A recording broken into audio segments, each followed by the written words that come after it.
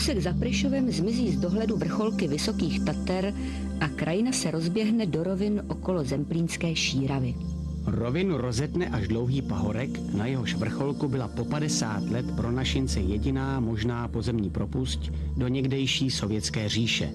Dnes je to jediný přechod mezi Slovenskem a Ukrajinou. Doba se změnila, pocit však zůstal. Za tímto návrším začíná jiný svět. Tváří se sice evropsky, avšak platí zde zákonitosti, nad nimiž většina návštěvníků z Evropy zůstává jen nevěřícně zírat.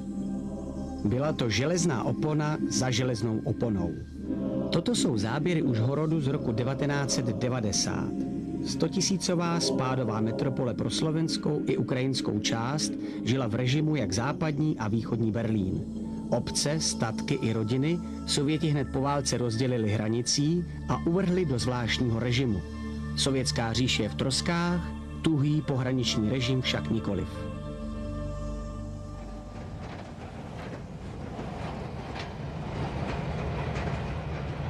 Jako strašidlo zírá poslední zapomenutý Vladimír Iljič těsně za hranicí u města Čop.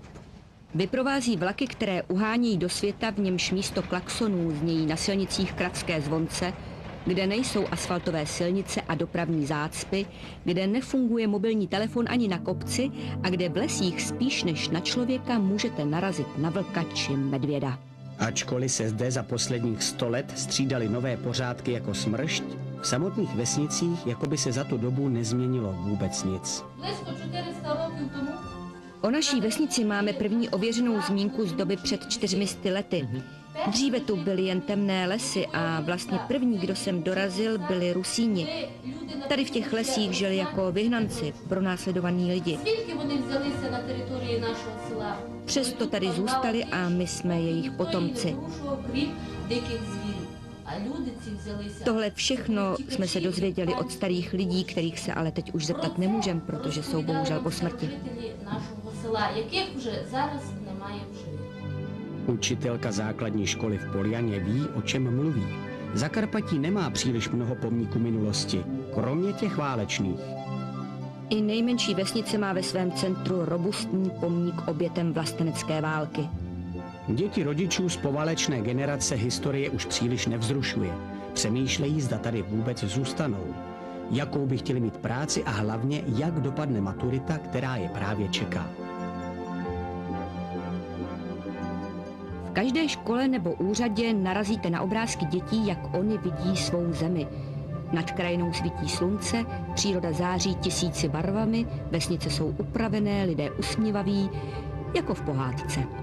Pojďme se podívat, jak tato pohádka vypadá doopravdy. Pojďme projít místa, která Češi mají spojena s představou temných lesů, v nichž četníci nahánějí zbojníky a romantické krajiny, kde zmírají nešťastné lásky.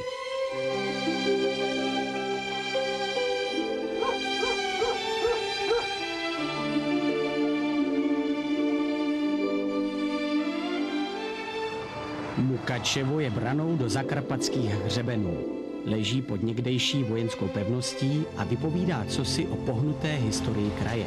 Stejně jako tank, který je nedílnou výzdobou všech větších měst. Mukačevo je typickou ukázkou vlivu 20leté vlády Československa nad Zakarpatskou Rusí. Banky, radnice, školy, obecní budovy, mosty, to všechno nese pečeť prvorepublikových českých architektů. Od nás sem za naší vlády přijížděli žít především státní zaměstnanci. Například herec Jaroslav Marvan jeden čas pracoval na zdejší poště. V ukrajinských městech se minulost mísí s budoucností, což je nejlépe vidět v obchodních zónách. Ve zdejší mentalitě není ani tak moc důležité, odkud pocházíte, jako spíš to, jak působíte na veřejnosti. Ačkoliv většina lidí